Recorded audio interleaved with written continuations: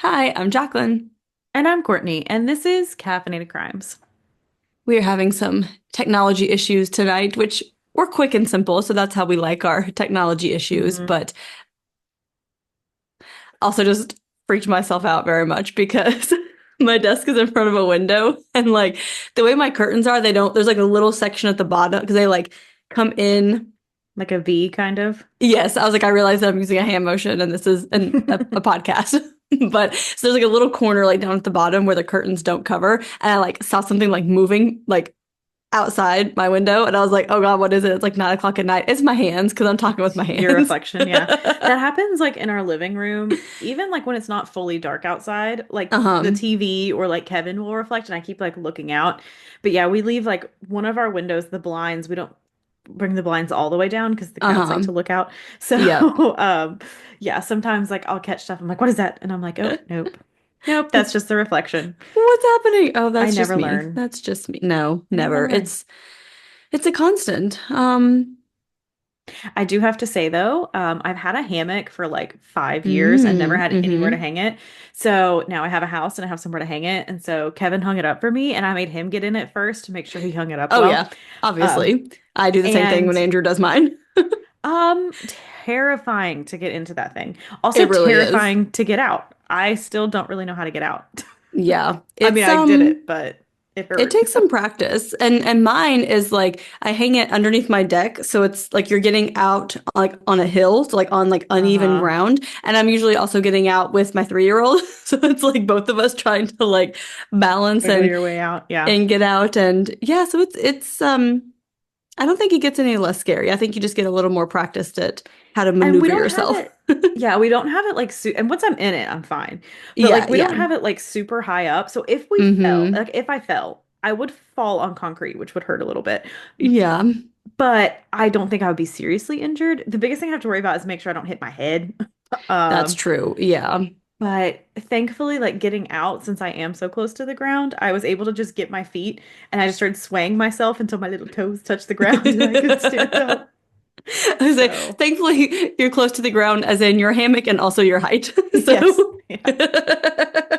Yeah. So, but yeah, getting in there, I was like really scared, but I did it. And yeah. then I had to get up and pee, and then I got back in it, and I got too confident, and I just started swinging, and I just like Uh-huh. held on. And so Kevin can like see me from his office, like where the hammock was, and he came out and was like, "You good?" And I was like, "I don't like that it's swaying." So I Like, was just like a swaying frozen. too much, a swaying too much. And I was like, "Can you stop me? I'm feeling nauseous." So, Oh, I do love a hammock though. yeah, it was nice. Like I wanted somewhere like comfortable I could sit outside and like read and stuff. Hmm. But a little terrifying. So Yeah. getting in there. Yeah. But it's that time of year where it's perfect. The weather is glorious. The mosquitoes are not here yet, but they will be very soon. But we are Mm. going to do the mosquito spray this year. Like I told Andrew, I was like, I don't even care how much it is. It could be $1,000. I'm doing the mosquito spray this year. Like Yeah, they my are so parents did it bad. and they said they hadn't seen any mosquitoes or like any bugs at all, Oh, good. kind of. Okay. So, but theirs it was like the person comes like every month, I Yeah. think, and like sprays. Yeah, like we have a pest control company that comes like quarterly, but then it's like extra outside of like your normal like service agreement to do the mosquito stuff. But then they come every hmm month, I think from like March to August or something like, Yeah. in the height of the mosquito months. So hopefully Yeah. that'll help because it's so bad here. Just horrible. Yeah, it's really bad at my parents' house too. Like they Hmm. got it is bad. Like you out there for a second, you're like, "Gee," Yeah. bit. Yeah. Yeah. So, Anyway, I did have one question before we get hmm started. Um, Not for you, but you're like, yes, I'm ready. I'm like, hmm no, I know the answer. No, I went into just like supervisor mode. I was like, uh-huh, what's up? you're like, yes, yes. What is your question? So based on our recent conversations, I need to know from everyone else, do you like chocolate mint? Are you a chocolate mint Yeah. person? So, Yeah. because So a little backstory on it. yes. I have always hated chocolate mint. You go to Olive Hmm. Garden, you get those little Andes mints. I hated them. I've tried them multiple times. I never really liked them. Never really liked anything minty. Randomly tried a thin mint this year. Obsessed. Obsessed. We had to go buy two more boxes because I ate all of Kevin's. Putting them in the freezer, Jesus Christ, it was So good. an So unreal experience. So then I was hmm like, do I like mint chocolate things? What's wrong with me? Who am I? Um, I tried mint chocolate chip ice cream and it's fine. I'm willing to try more. I didn't hate it. hmm But yeah, what's everyone's opinion on mint Yeah, chocolate because chip? I Mint chocolate. enjoy chocolate mint. And I told Courtney, I was like, you need to get the Oreo mint milkshake from Cookout. I feel like that is like the like elite chocolate mint ice cream experience, you Experience. know? Yeah. So, but Yeah. yeah, I'm I gonna just have want to to try know that. where everyone else, because I feel like it's a very divisive thing. Like you like it or you don't. Like I don't think Yeah. there's anyone that's like a meh, you know. And it's funny because chocolate mint was my mom's favorite ice cream. Like she loved mint chocolate chip, Hmm. and like not very many people like that's their favorite, you know. It's like, Yeah. And I always loved like peppermint, like a peppermint bark, all that hmm stuff. Like I love that. But like traditional mint, like I've just never been a fan of. But now, do I need to take those Andes mints home and put them in the freezer and try them? Oh, that's a good thought. Do you like York peppermint patties? I don't believe so. Okay, because I'm like that's It's been a while. peppermint chocolate, but it's also a very strong peppermint chocolate. I don't know if I've ever had it. It's a pretty intense flavor. We'll have to get some at Yeah, I feel Christmas like sometimes time. with mint, it just like reminds me of brushing my teeth. Yeah. Which also reminds me, so I went to the dentist this week and the hygienist was talking about because I told her that my daughter asked me if I was going to get bubble gum when I went to the dentist and I was like, "No, I think I'll probably just get mint." I was like, "I don't Yeah. really want to do bubble gum toothpaste." But yeah, of course that's what she does because she's 3. And I was telling the hygienist that and she was like, "Oh, like the like different flavors that they have are like crazy." She's like, "We have I can't remember which one it was." That she's like, oh, I'd never even offer that because like none of the adults want it. But then she mentioned like an orange mint, but she's like, that's literally like orange juice after brushing your toothpaste. Like, who would want an orange mint Yeah. toothpaste? But I apparently they think I've make had it. like grape before. I had a grape Oh, before that wasn't bad. interesting. Yeah, no, I just stick with the mint. I don't want I any don't other think I've ever been flavor. offered a flavor at our dentist.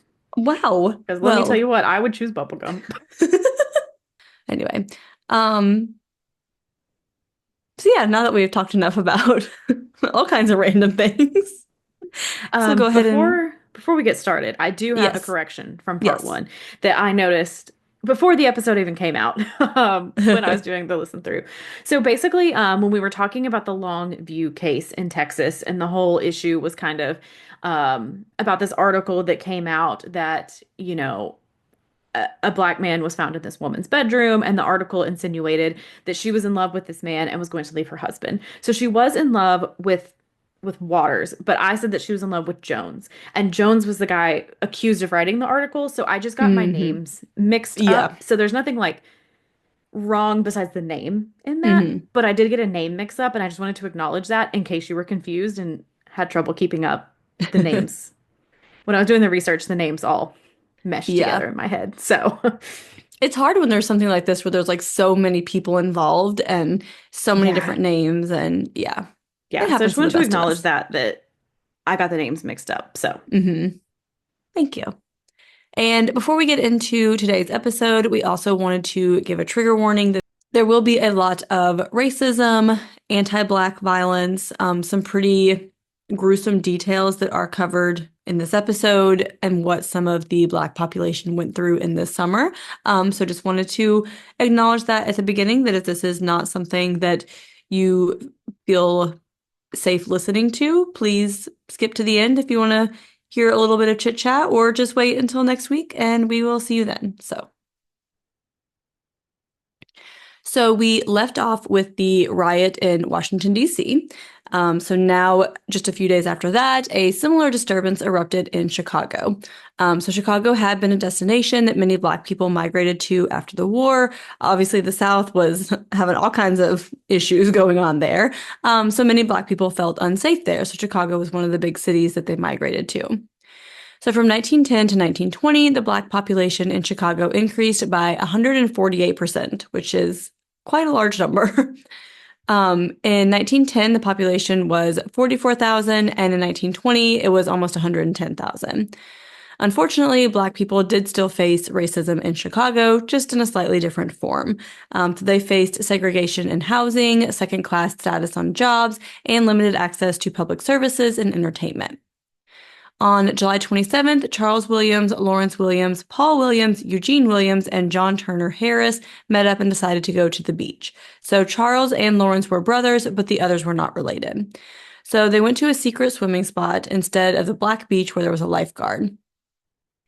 So around 2 p.m., they pushed themselves out into the lake in a raft. So slowly the raft began to drift towards the white beach where trouble had already broken out. So several black men and women went to the white beach and tried to enter the water. They did have a legal right to swim there, but the white people were upset. So a white mob formed and drove off the black group of people by throwing rocks and cursing at them. They returned with reinforcements and their own rocks, and then the white people also soon rallied larger numbers and scared them off. So the boys we talked about in the beginning, they did not know about this fight, but a white man was standing on some rocks and throwing rocks at them, and they went underwater and thought it was just a game. But Eugene ended up not coming back up. John saw that he had been struck by a rock on the forehead. Eugene tried to stand up, but he ended up sinking underneath the water, and none of the boys knew how to swim very well. So the other boys ran to get the black lifeguard, and police eventually came and found the body of Eugene Williams. The boys pointed out the man who threw rocks at them, but the police officer refused to arrest him and did not allow black officers to arrest him either. So the black citizens on the beach were furious, especially because then the police officer arrested a black man based on a white man's complaint. Just similar story after story, you know? Yeah. So 2 hours after Eugene's body was found, 1,000 black people gathered at the entrance of the white beach. So they demanded the police turn over the officer and the man who threw rocks at them. At around 6 p.m., James Crawford, a 37-year-old black man, opened fire at a group of officers. A black police officer returned fire and killed him. The mob grew and soon started attacking white men, and soon rumors of the day started to spread, and even some false rumors like a black man had drowned a white man and that black men were out there stockpiling weapons. So as it became dark, white gangs gathered and started attacking black people who were passing through white neighborhoods. Rioting, mostly by white men and boys, broke out over miles of city streets. And by Monday morning, 27 black people were beaten, 7 were stabbed, and 4 were shot. So the day started off a bit calmer, but as it progressed, scattered fights broke out. So police arrested Mose Thomas after he fired a revolver at passing white workers, and white men started jumping black workers who were walking home by themselves or in small groups. And 20 white teens jumped Robert Barchton, who was found on the ground missing 4 teeth. White mobs soon started to form, and one mob chased a black man named Thomas Bird and beat him. So white mobs formed the South Side, which was a predominantly black area of Chicago. Police barricaded the streets with trash and shot out streetlights for cover, and groups of white men went through the city and attacked and beat any black person they saw. Black gangs started fighting back and attacking any white people in the South Side. And by the next morning, 17 people had been killed or died later from their injuries, and at least 172 black people and 71 white people suffered serious injuries. The next day, a mass transit strike happened, resulting in a large amount of workers walking out on the job, and many black people were too scared to walk to work through the white neighborhoods. And Chicago was basically paralyzed at this point. One company had 1,500 black employees, and only 19 of them showed up. I mean, it's like, obviously, like, you're terrified. Yeah. And also, like, you can't take public transit because at the same time these riots are going on, there's a transit strike. So you're like, I am not safe to go walk into a white neighborhood to my job. Exactly. And I just thought that was so crazy if you think about 1,500 employees and only 19 showing up, because it's like, that's a lot of people who are like, I just cannot get to work. Yeah. And people who probably very much need that job, and like for them to be like, nope, this isn't worth it, you know? Yeah. So mobs and murders continued into the day on July 29th, and Chicago had never seen like so much widespread mayhem. So Chicago elected officials were hesitant to ask for help from the federal government, and it seems like neither really asked. And on July 30th, 5 more people were killed. So many black people tried to return to work, but were met by angry white workers threatening them. That night, arson fires broke out across the Black Belt, and an apartment building was attacked, and many reports that white rioters were setting fire to black homes. Finally, the mayor called in for state militia help. He did not call for martial law, but just the military aid, and trucks carrying 6,000 white troops went into the south side. So they were given instructions to maintain peace. They were to use bayonets and rifle butts before shooting, and shooting should be the last option. Many white troops came in believing that it was the black people at fault and causing the issues until they got there. So the black homes and neighborhoods were just completely trashed, and white mobs would not disperse easily.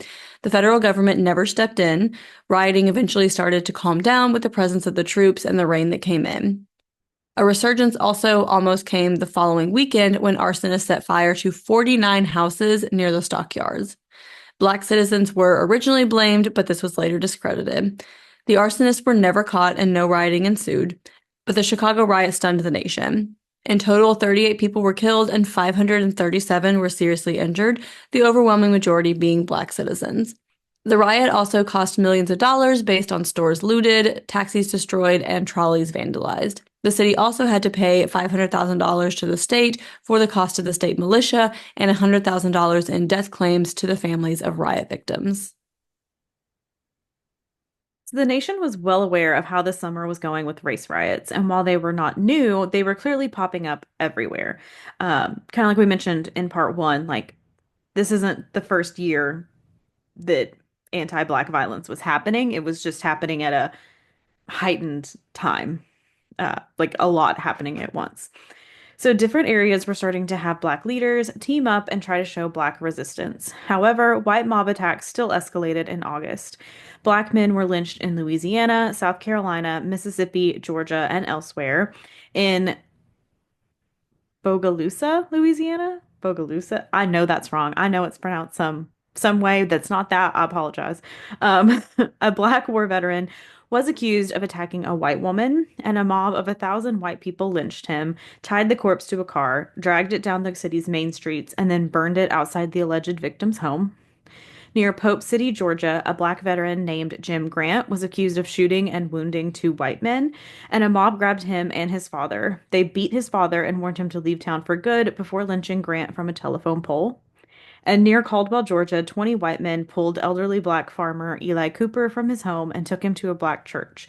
The group set the church on fire and shot Cooper, and the mob then threw his body into the fire. They burned down several more Black churches and lodges. Why was Cooper targeted, you ask? He allegedly said that Black people were, quote, run over for 50 years, but this would all change in 30 days. So didn't even commit any crime, supposedly, Wow. allegedly, just said those words. And that is what they did. So the Knoxville race riot began on August 30th, 1919. And just kind of a little side note, too, this was, as I said in part one, what kind of started this whole two-parter was this one. So we're finally here, halfway through part two. Just So took a little context to get here. it took a little while, and it doesn't end after this. So on August 30th, an intruder broke into 27-year-old Bertie Lindsay's home. Bertie was a white woman and she was shot in her sleep. The intruder left the home and stole her purse on the way out, and the only witness was Bertie's 21-year-old cousin, Ora Smith.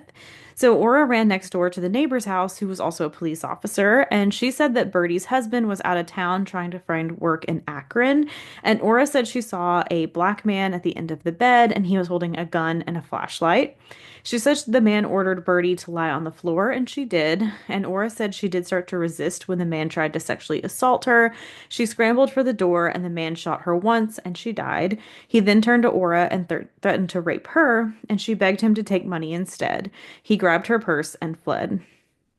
So one of the officers investigating the crime scene, Andy White, immediately accused Maurice Mays. He told another officer that Maurice had killed that woman, but would later deny ever saying this. Mays had been picked up 10 days earlier on suspicion of prowling outside a white woman's house, but he was released.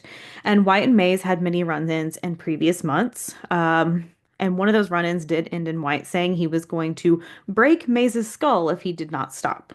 So clearly, Andy White had some pent-up aggression towards Maurice Mays, and the fact that he just automatically accused this man based off of the single description of a Black man. Yeah.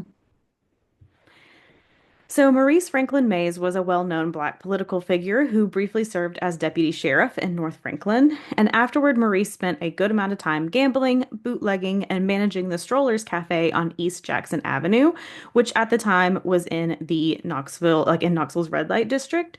Which, fun fact, East Jackson Avenue is still a hit or miss area, but not for long because it's now home to the Knoxville Smokies, the AA team relocating to Knoxville from Kodak. So Yes. there is a stadium there now. And as a child at 6 months old, Maurice was the foster child of William Mays, a former enslaved person, and his wife, Frances. Maurice's biological parents were the white Democratic mayor, John E. McMillan, and his maid, Ella Walker. So at 3:30 a.m. on August 30th, Andy White went to May's apartment where they found a revolver in his dresser. Soon after, White handcuffed Mays and took him to the crime scene where Ora, quote, identified him after barely glancing at him. Maurice was then taken to the Knox County jailhouse, and at around 8 a.m., a mob of angry white people formed near the jailhouse. A few individuals even broke in, so they decided to move Maurice to the jail in Chattanooga, which is about a little over an hour away. And no black inmates were harmed during the break-in, but many white inmates were freed. So they just were like, oh, while we're breaking in here, we'll let all the white people go. Later that day, the National Guard was made aware of several holdups taking place in the black area of like the black section of Knoxville, which is near Vine Avenue and Central Street, by a band of black people.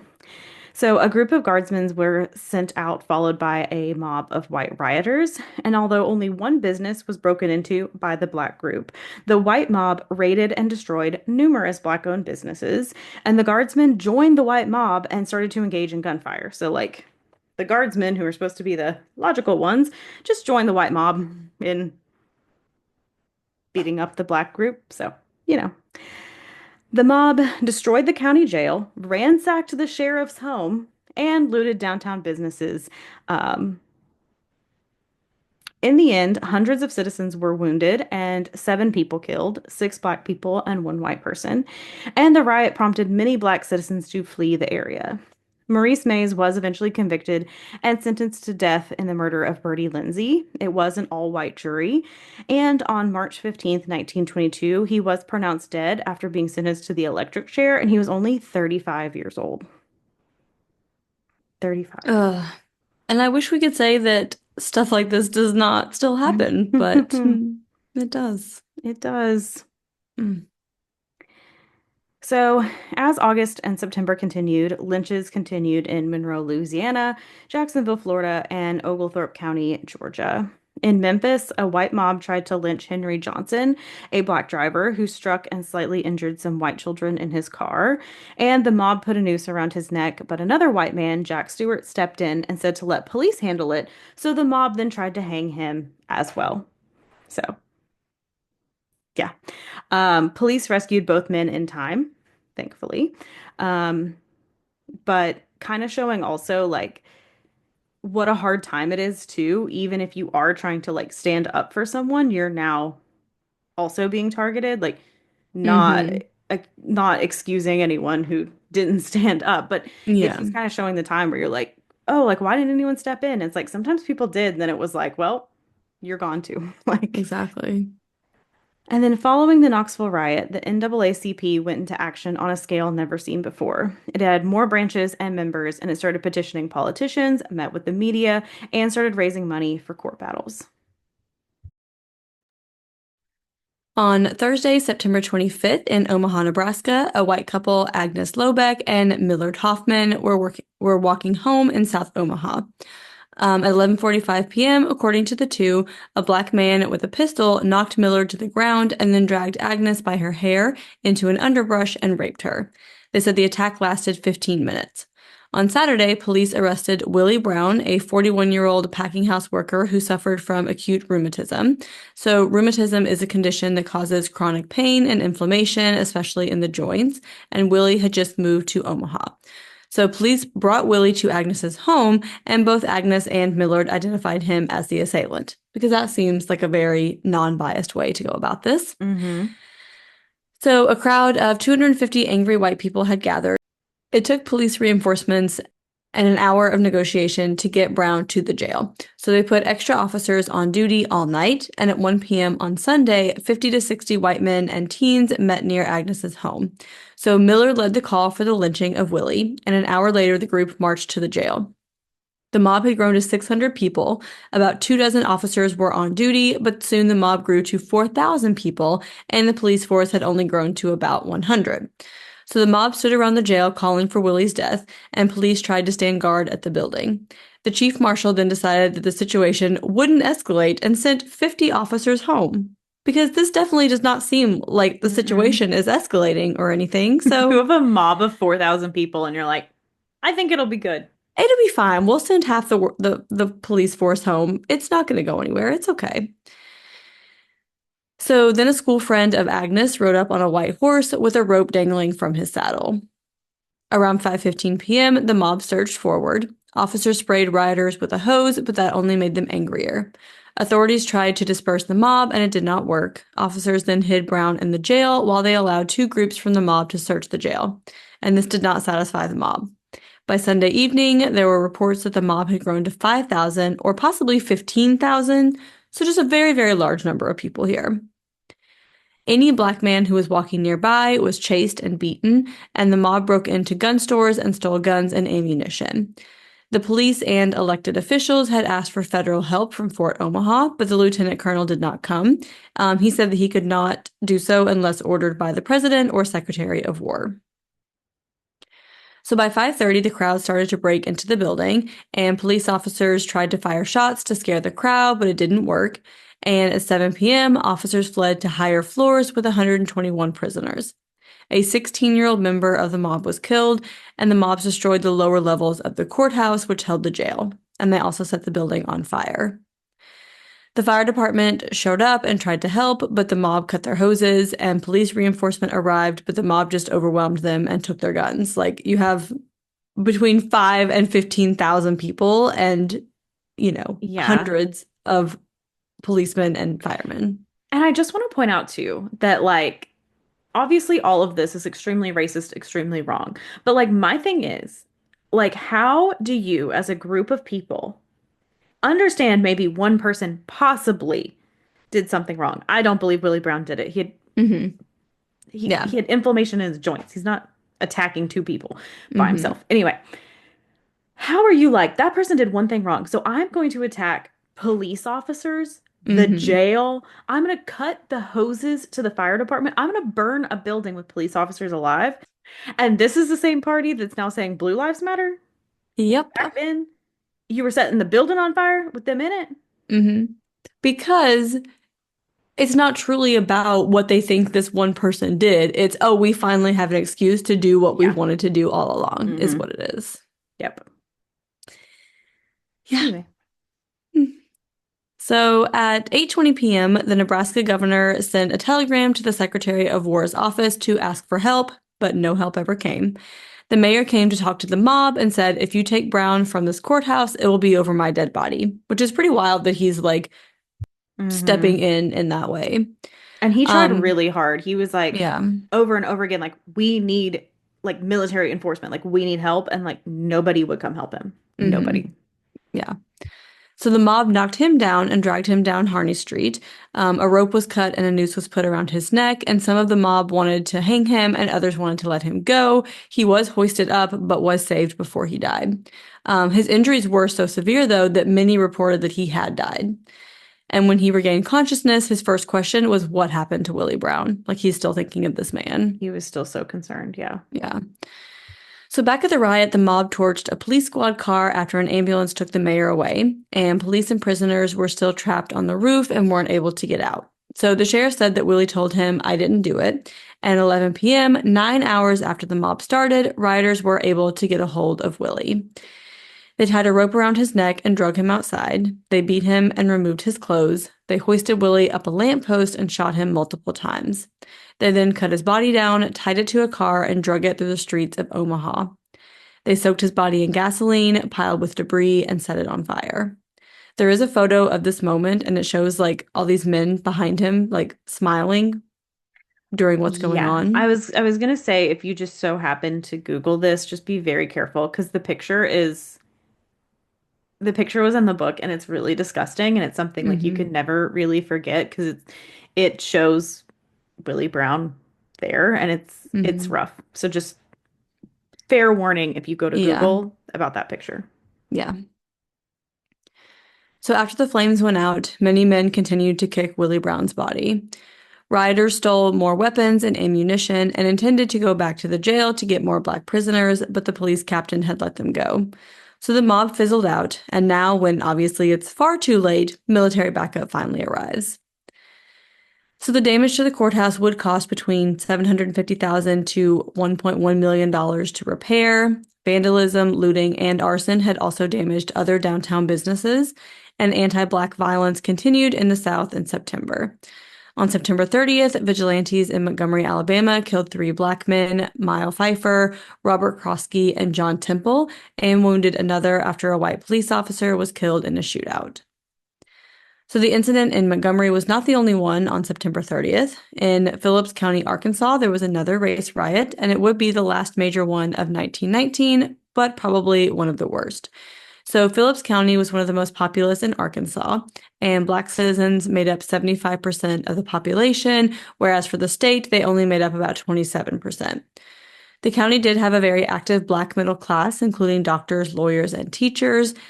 And on the evening of September 30th, Ed Ware, a 48-year-old sharecropper, left his farm and drove to a country church.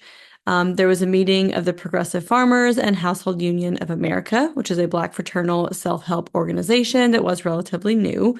And a few of the white citizens in town were not happy about this group starting up, and the group had received some threats. So, in response to that, armed guards were placed outside, and many farmers brought shotguns with them. So 2 hours later, two armed white officers drove up in a car. They stopped supposedly to use the bathroom and just stopped by the church as a quote unquote coincidence. They later said armed black men approached them and opened fire without um, like anything really starting it. They just started opening fire on them because they were there. However, according to people at the meeting, the men had shown up and fired at the church. So, kind of two different stories we're hearing here. Some that the officer showed up, immediately started firing. The officer saying the black armed men kind of started firing. So, he said, she said, basically. Um, One of the officers was killed and one was wounded, and reports the next day sent the white citizens into a frenzy. Groups of armed white people poured into the county from parts of Arkansas as well as Mississippi and Tennessee. Another sharecropper, Ed Coleman, said that he woke up to black people running past his house, and he said he saw 200 white men who said they were going to kill every black person who lived in that county. They went to Ed Ware's house and he was able to run and escape, and he was later asked by a prosecutor on why he ran, which like what a dumb question. And he said, quote, "So I would get to do what I'm doing now, talk again." Like, Yeah, like what kind of question is that? right? It's like, what do you mean? Why did you run? Like, we have a mob of white men saying they're going to kill every black person in the county. Of course I'm leaving. So many black men were being shot at, and black sharecroppers fled their homes as the white mob came and ransacked their homes. For the next 3 days, the white mob killed as many black sharecroppers as they could. Posse members even saw black farmers being shot while they were surrendering with their hands up. So even people who were like not running, not whatever, not fighting back, were just being killed. They also rounded up many other black farmers into a makeshift jail. And military reinforcement did not show up until October 2nd, so they declared martial law, and troops dispersed to go look for a black insurrectionist because the white people were saying they were gathering to retaliate. So the troops were told to shoot any black person who did not surrender promptly. A fight broke out where a soldier was killed and another injured, and this led to 36 hours of troops opening fire on any black person in the area. And it was reported that troops continued to shoot black people, and in one incident alone, troops shot 100 black citizens. So, the military reinforcement did not help, Yeah, they just joined in. made it worse. So, more than 400 black men and women were taken into custody by the mob and held at a schoolhouse in Elaine, and about 60 black people were taken to custody in Helena. On October 4th, peace was declared, and officials thanked white people for preventing the mob violence. Yeah, I don't know what they saw. I guess because they made this makeshift jail and just, I mean, what? Like, Wow. ugh. So many black defendants who had been arrested told stories of being beaten and whipped into confessing to starting the attacks and telling on others. 150 men and women were released, but 122 black people were charged in relation to insurrection and 73 with murder, and no white people were indicted. None, not a single one. Not a single one. So the trial happened quickly. They were all given a white defense attorney, and no lawyer filed for a continuance. They did not ask for a change of venue. And 36 men pled guilty to like lesser charges because they were like, What are we supposed to do here? Like, I guess I'll take a lesser charge." And the rest who stood trial were found guilty, and 11 men were sentenced to death by electric chair. Um, Edware had fled, but he was found and returned to Arkansas. He was also found guilty and sentenced to death. So the NAACP rallied together to try and come to the defense of the 12 black men on death row. And after months of filing petitions and going all the way to the Supreme Court, 6 men convictions were vacated and 6 were granted new trials. So the NAACP came in and saved the day on this one. Wow. Yeah. So they were convicted of lesser charges and sentenced to 12 years in prison, which obviously still sucks, but it is better than being sentenced to death. And after all 12 men were released, they helped them leave Arkansas and start somewhere new. So the riots did not stop entirely in September, but government officials started to work quicker. So in the Charleston riot, government acted quickly to try and like control the mobs, and that had been one of the only kind of successful ones in stopping that, where multiple, like even black leaders in the community were kind of happy with like the response. But that had not been seen in the riots after, which is like crazy. It's like, so you got the first one right, and then you just fumbled the rest of them. Yeah. Like, so in October, white mobs attacked black people, but local government leaders acted quickly and forcefully. So on October 2nd, 100 white soldiers from Camp Meade rioted in a black neighborhood in East Baltimore after someone threw a bottle at them, and soldiers started shooting. So police rushed to the area and several soldiers were arrested. On October 3rd, fights started in Indiana and police rushed in quickly. On October 11th, in Chester, Pennsylvania, Charles Neely, who was a 27-year-old black man, was kicked out of a saloon and he shot at a crowd and killed one white person and injured 5 people. And he was quickly arrested and moved to a jail out of town. And the local sheriff deputized hundreds to patrol and keep the peace so that, like, a white mob would not form after this. They're like, look, obviously, Charles Neely should not have killed somebody, but we're putting him in a jail and we will handle it how we're supposed to handle it in the justice Mm-hmm. system. Like, Exactly. There is a process in place for this, actually. yeah. So it's like, and in like a lot of these stories, it's like people were falsely accused or alleged. We don't have proof, but it's like just because someone commits a crime does not mean they should then be lynched in the street. Like they still are a citizen who like has the right to a trial, the right to a judge, like a jury of their peers, which even a lot of them didn't Mm-hmm. get because they get all white juries, but like Yeah. they still deserve to be treated with like respect in the justice system and get justice that way. Like you still have rights whether you like it or not. Like that Yeah. is part of this country. And like you will then probably, I mean, you have obviously a lot of people who saw you like kill this person. You're probably going to be in jail for the rest of your life or possibly sentenced to death, but like that is the way the law is made out, not just, hey, let's then get a white mob, lynch this man, and also let's go destroy our the entire like black neighborhood in our town. Mm-hmm. Like, Yeah. what are we doing here? So lynchings did continue in the South. In late October, in Corbin, Kentucky, a white man was robbed and stabbed, and rumors spread that the attacker was black. So a white mob formed and gathered up as many as 200 black railroad workers and put them on a train going to Knoxville in the middle of the night. So they just like found black people and were like, go. Wow. They almost eliminated their entire black population by just putting them on a train and saying bye. Like, what? And by the end of October, many Americans were mortified by all of the anti-Black outbursts. Leaders wanted solutions. And by November, there were less riots and lynchings. And they believe many people were tired from the chaos and less likely to go to the streets, as well as they were quicker to be met with like armed resistance. So it's like people were like not wanting to do it as much. And also people like officials were reacting quicker. So it was like you couldn't get to the stage you got to because it was being prevented. Doesn't mean there was no incidents. It's never fully stopped. I'm sure there's still incidences of there is of lynching today. So Yeah, that never absolutely. ended. Don't think we're saying that. It just heavily decreased. On November 3rd, 400 white people in Macon searched for Paul Booker, who was a black man accused of attacking a 51-year-old white woman.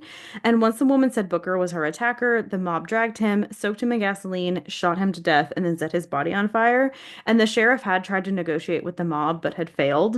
Again, like, I'm not defending anyone here, but there's only so much you can do when you have a mob. Like, Yeah. um, on November 11th, Jordan Jameson was yanked from jail and burned to death in the public square in Magnolia, Arkansas. And that same day in Stonewall, Mississippi, a marshal with a prisoner had to drive fast to escape cars of lynchers. And on November 13th in Delaware, Washington, white people rioted after black men were accused of killing a white police officer and wounding another. And white mobs started to attack black people on the street. Officers moved fast to defuse the situation, and at least five more men were lynched by the end of the year. So in January 1920, the House Judiciary Committee heard three federal anti-lynching bills. None of those bills were passed. Race riots and lynching didn't stop after the Red Summer of 1919. In 1921, white mobs destroyed the Black Greenwood section of Tulsa, Oklahoma. No one knows the exact death toll, but it is in the hundreds, which is also a case I would love to cover. I just didn't want to put it here because we're already on a two-parter, so don't. That is its own episode. Um, and in 1923, white vigilantes destroyed the mostly black town of Rosewood, Florida. Also, another one I want to cover because I've heard that story and it's also devastating. And white mobs continued on throughout the years, even in 1957 during the Civil Rights Movement when black children were just trying to go to school. So lynchings did decrease after 1919. There were 83 documented lynchings that year, all black except for a handful of white people and two Hispanic people. Another source says 97 documented lynchings, so between 83 and 97. And this was the highest since 1904 and is the highest ever in a single year. Um, and Also want to say too, like, of course, those are reported lynchings. I mean, I'm sure there yeah, are some that are definitely not on record. yeah. So, um, you know, thankfully, it seems like after 1919, like officials were kind of like, okay, we got to start acting quickly and try and stop this. But in 1919, it was at the all-time high of documented lynchings. And even after 1919, Black Americans experienced segregation, racism, and other isolated attacks of violence based solely on their skin. Segregation was not abolished until 1964, which is 45 years after this summer. But do not think that ended racism. Black Americans still deal with racism in their professional lives, personal lives, when buying a house, applying for a job, or even just walking on the street. And while we often hear about the civil rights movement and the end of slavery, the Red Summer of 1919 is collectively forgotten and not talked about. And while we may not be the best podcast to be discussing racial issues, we do our best to use our privilege to speak up when we can, which is why I want to talk about this because I don't remember ever hearing or learning about any of this, No, ever talked about. So, um, people like to be like, well, slavery was over, it was fine, or the civil rights movement, it's fine. And it's like, it's not. Like these are people whose like grandkids are still alive, you know? So it's exactly. like the generational trauma that this leaves on people. And also those white mobsters, their grandkids are still alive. And I'm sure they taught their racist ideals to their kids and their kids and their kids because Hmm. racism is learned. Um, so like it didn't just go away because like this white mob dispersed. Like those people still held their ideas and like passed that on. So, Hmm. but that's the just tragic and horrible case of the Red Summer of 1919 that was filled with racial violence and hundreds of murdered Black Americans. Yeah. It's I like, don't what do you even know say what to after that? say. Yeah. I Like, mean, I it's don't like, even know. what do you say? Yeah. I feel like everything that we could say, we said during, but I yeah. also just like the whole time I was researching this, like how terrifying it would be to see Mm-hmm. mobs like this just like breaking out in your own city.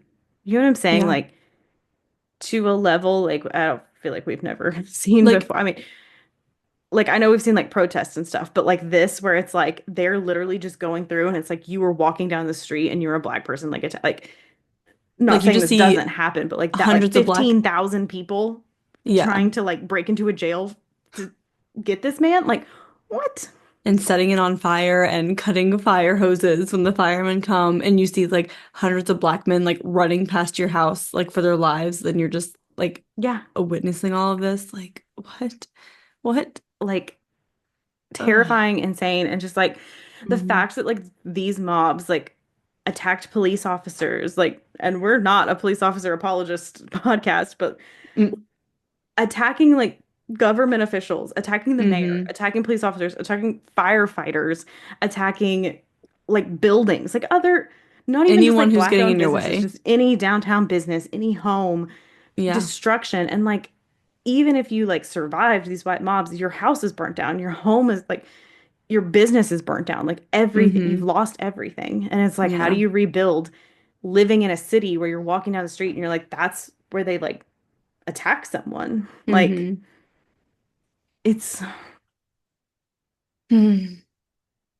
it's just disgusting. Yeah. And like you said, the fact that this is not talked about, like that Yeah. this isn't something that everyone is just openly aware of, you know, Mm-hmm. that is tried to, that it's been hidden over all these years and tried to like conceal it. And we're not going to share this and talk about what really happened. And yeah, it's awful. Yeah. Well, I hate to make the transition, but hopefully we can end on a more positive note, have a little lighthearted conversation, lighthearted conversation. I don't know what actually came out of my mouth just then. Before we head out. Oh yeah.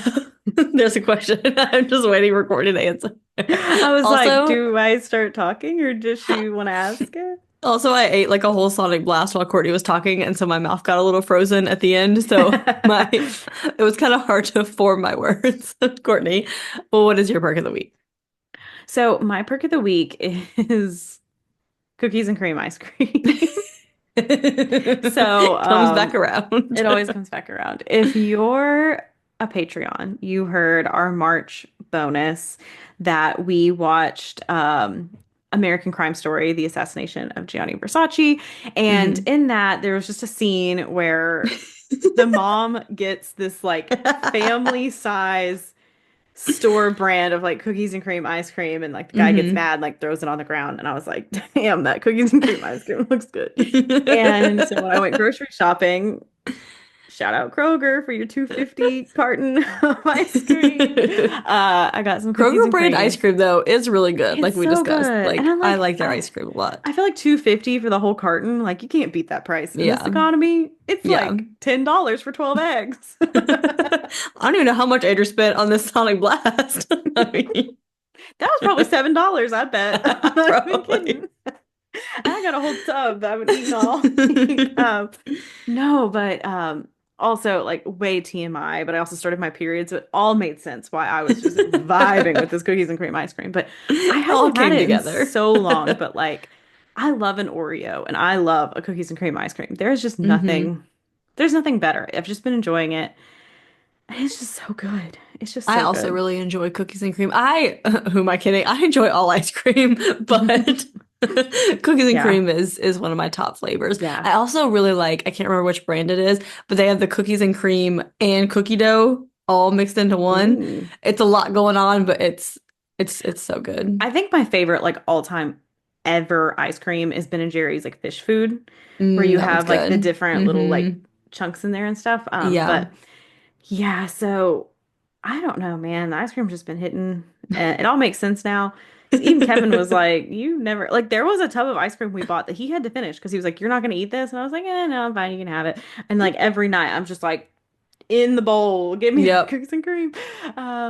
Oh, so good. I just love it. Yeah, that's my birthday week is cookies and cream ice cream because I love it. I love it. Jacqueline, what is your perk of the week? So my perk of the week is that this week my mother-in-law got a new fridge, which means I got a new used fridge. So I'm very excited about this. I really disliked our fridge, and there was nothing wrong with it. It was just it had the fridge on the bottom, and like trying to get like the way that it was set up, it was just really hard to get to like the back of the fridge when I'm also usually well, for 9 months I was pregnant, so I'm squatting and trying to like Mm. get all the way to the back of the fridge to get the 18 ingredients that my 3-year-old needs for her meals. And then, now I'm holding a baby. And so it's just a constant like weighted squat to get everything out of my fridge. And so it was just very annoying. But wasn't annoying enough to like go out and buy a new fridge. It Hmm. worked just fine. There was nothing wrong with it. But she got a new one. She's like, "Do you want my old one?" I was like, "Yes, yes, I do." So now I can just open my fridge without having to squat or hunch down and just Yeah. easily get and see everything I need. I don't have to move Andrew's giant gallon of tea out of the way to get my gallon of water. It's just a whole there's water in the door now. I don't have to have my Brita Oh, pitcher. I I have love a water water in the in the door. We door. have an ice maker. It's got like a drawer in the middle for like extra refrigerator space. So like all of our produce and like our canned drinks and things can go in there. It's just we're having a good time with the fridge. And it also is funny because so we gave our fridge to my cousin, who then gave his fridge to his mom. So we're just Oh my gosh, so everyone's getting a new used fridge. so one person got a new fridge, and then everyone else just is rotating Yeah, fridges. So that's so funny. like this little domino effect. But yeah, that's my perk of the week. It is loud, but not like I don't think it's something. I don't think it's Andrew said it was the compressor at first, but I think something is like on it or it's next to like I think it's rubbing up Mm, against something that's like making this like weird buzzing noise that is kind of driving me absolutely insane. I'm not gonna lie. So hopefully we can figure out what that is yeah. because that's the only downside to I will say our the new ice maker fridge. too, like where our fridge is now, it's like so loud sometimes, like when we're in the living Yeah. room when the ice maker goes off that it scares me and I'm like, oh, and I'm like, Like, what oh, was that? it's the Like ice just maker. random ka-chunk, ka-chunk. We're like, oh Yeah. yeah, that's ice. Oh yeah, we But have ice.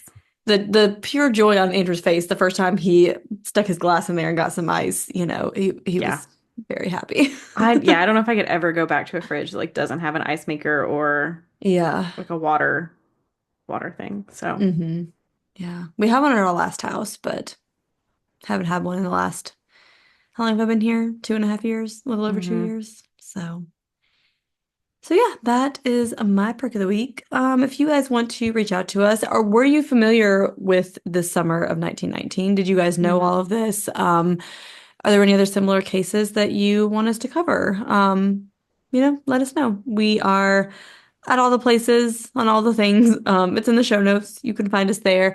We are also, Courtney already mentioned a little bit, on patreon.com/caffeinated crimes, where our March bonus episode, we talked about a TV show that covered a case that we recently covered on this podcast. So come hear our thoughts all about that. And our 50 something other bonus episodes that are available and our stickers and pins and our Discord chat and just all kinds of fun stuff and just, supporting us to be able to keep continuing to do this podcast because we love it and we want to be here and to tell these important stories that are not always told. So, Yeah.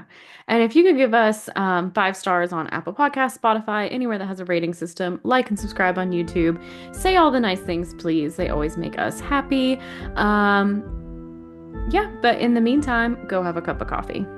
and don't commit a crime.